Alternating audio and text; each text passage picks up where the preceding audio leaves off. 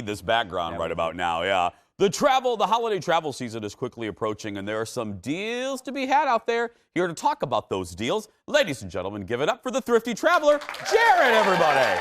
Thanks for having me, Jason. We need this right now. I could get some of this. Yeah, you are cold. My hands are so I went to shake freezing. Jared's hand, and I swear icicles formed on mine. I have dead hands. Yeah, right now. yeah, we got to put your hands on that beach over there. Yes. Okay, can we talk about, let's go through some news first, get your hot take on some travel news, and then coming up a little bit, Jared's famous deals. First, what's the latest on the 737 MAX, that plane that we've been talking about? Anything new, or is it still grounded? So you have airlines like American Airlines and Southwest that need it back because they don't have enough planes. They're trying to lease planes, buy planes, and then you have Congress that wants to know why the two aircraft crashed. There's a lot of dynamics, and I wouldn't expect to see them flying until January, February, March next year. Because the reason we're mentioning the Boeing CEO was testifying today. I didn't know that some airlines had so many of these in their fleet that it's debilitating them. Yep, it's Southwest and American Airlines have been just crushed and had so many issues. Luckily, Delta, which obviously is the big player here in Minneapolis, that hasn't they don't have any of those aircrafts. Let's talk about some happy news or unusual news. Qantas testing one heck of a flight. Yes, I read an extensive piece about this. Fascinating. Tell us about this flight. Yeah, and they've gotten so much press about this. Yes, they have. So yeah, Qantas flew a test flight with not very many people, and they're all in business class, but it was almost a 20-hour flight from New York to Sydney, Australia. 20 hours, audience. Yeah. 20 hours. So that's an hour longer than the current longest flight, which is from Newark, New Jersey to Singapore, which is 18 hours. But there's something to be said.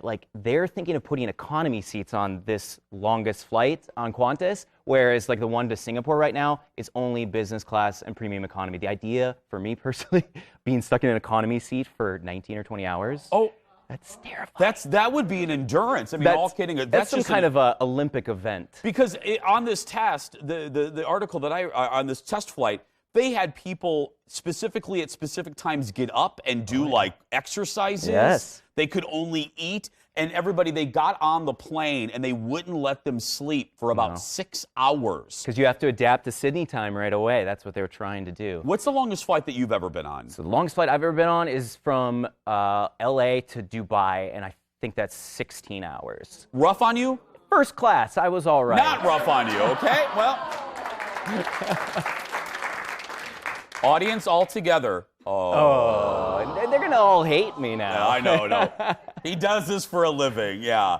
Okay, let's talk about this. The difference between booking directly with airlines versus a third-party site. We talk about this a lot, pros and cons. Yeah, so generally, I always use Google Flights to search for your flights, and then through the links that Google Flights gives you, book directly through the airline, so Delta, United, because that's just going to minimize any issues. Let's say you have a misconnection or a delay. You can just pick up the phone, talk to Delta or American, and they'll fix it for you. So always book direct when you can. Because that's the thing. If you're doing connecting flights and you're doing it through various third parties, you aren't really protected. Well, it's complicated, and sometimes you won't be able to deal directly with the airline, and you just don't want to deal with that. And usually you can't save very much money going through a third party. Let's talk. Now, we talk a lot about airlines. I've never asked you this, and I'm curious of what your answer is going to be.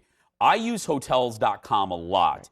Is it better for all of us to use a third-party site for hotels or to go directly to Marriott's Bonvoy app or Hilton's app? What's the best? All right, I'm glad you brought it up because sometimes, going to Priceline or Hotels.com can save you a lot of money, but sometimes not. So you always need to compare. And the most important thing is to compare, Hotels.com, and then sign up for, like you said, Marriott Bonvoy, one of their loyalty accounts that are free to sign up for. Because if you have a loyalty account, again, free to sign up for, you can get a lower price. So always compare the two, do a little bit of research. That's the key. The big difference is if you book through a third party, you don't earn any hotel points. But if you do book through the hotel, then you do earn points. I will tell you, he's absolutely right. I mentioned Marriott Bonvoy on purpose because I belong to that one.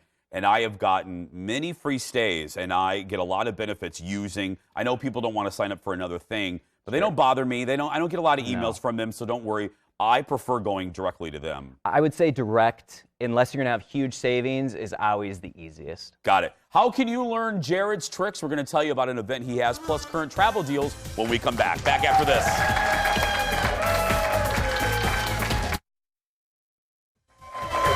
Welcome back. Welcome back. More with the Thrifty Traveler. We'll repeat this at the end, but you have a conference coming up this weekend, right? Yeah, right here in Minneapolis, downtown above Finnegan's Brewery. It's an all-day travel Convenient, hacking. Jared. Yes, Convenient, it is. It's yeah. always close to what's important to me. Yeah. So we have an all-day travel hacking event from 9 to 4, and our whole team hosts it. We do these once or twice a year, and we've got 20-ish spots left. So if you want to sign up, go to thriftytraveler.com and check it out. I've hosted a couple of these. You will learn if you are a novice at traveling and you want to get all of Jared's information that we do on these segments in one complete little package, go to this event. Okay, let's get to some current deals. Yeah. Pull out. Oh, there's the Yes, list. I got There's the list. Yeah. And we're thinking about the beach. Yeah. We're thinking about getting somewhere warm. So I do have a few warm spots. So these are all nonstop round trip on Delta. So again, you can go to thriftytraveler.com or just use Google Flights to book these directly. Super easy. So Denver 96, Phoenix 116, New York City 196, Orlando 156, San Diego. I think this is a great deal, especially if you want some warm weather. Yeah. 176, Vegas 136. And an international-ish spot, Puerto Rico, 319 nonstop, round trip on Delta, January through March. And one for your bucket list I thought I'd throw in here. If you want to go to Nairobi, Kenya, maybe do the safari, and you live in Duluth or Rochester, $590 round trip. Yeah. Wait. If you live in Duluth or Rochester? Duluth or Rochester, yeah. So our Thrifty Traveler premium flight deal service, these are the ones we find. We find deals for 120, airports, Fargo, Yeah. International Falls, Bemidji, they have flight deals due. Seriously? Yes. Aaron, we're going on a safari, girl. That's right. Let's we're all, going on a safari. the whole audience is going. Let's talk about holiday travel. We're sitting here. It's almost Halloween. Is it already too late to think and book for holiday travel for Thanksgiving and Christmas? So Thanksgiving, we're starting to get, into where it's getting a little dangerous. Start thinking more, mid-January through March. That's when a lot of those flight deals that I just mentioned were. Again, go on, Google Flights or follow Thrifty Traveler, or, if you live in Minneapolis, you're on Instagram, at Minneapolis Flight Deals.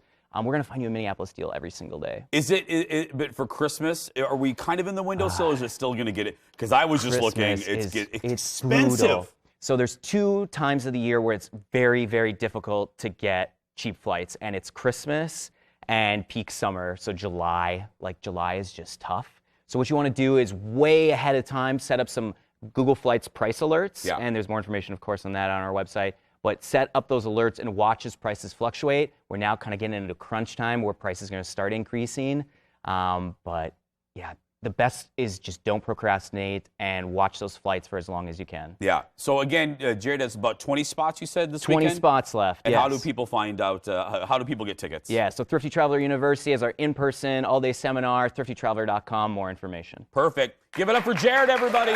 As we said, for more information, head to thriftytraveler.com. And if you missed this, we'll post this whole thing on our Facebook page a little bit later. And don't forget about our replay, too, 3 p.m. on our sister station, Fox 9 Plus.